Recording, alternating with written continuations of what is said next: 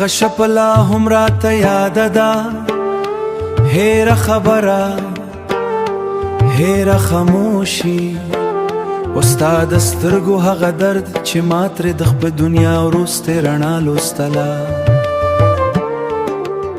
ته زما مخې ته ناسته وې خو داسې ښکارېدې لکه له ما نه ډېر لرې.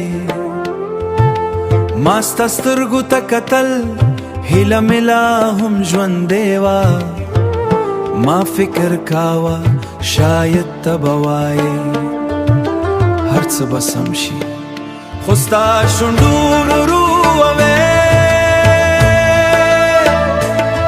موږ هېڅکله یو کېدلی شو،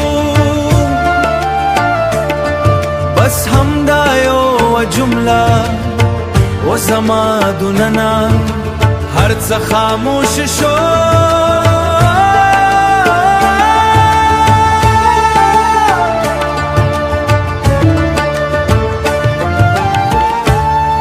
لکه چا چې زما د ژوند ټولګي کړي، ته لا خبرې کړې شاید د مجبوري د حالاتو او د قسمت په اړه، خو زما غوږو ته نور هېڅ نه رسېدل.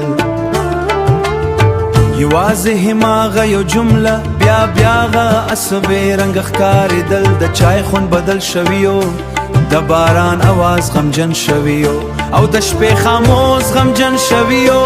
تر پخوا ډېره درنه وه خلک به خندل، خو زه به حیران وم چې انسان څنګه خندلی شي. کله چې دننه یې ټوله دنیا مړه شوې وي، ما به هر سهار ځان عادي ښودلو، خو دننه مې هماغه مات سړی ژوندي و.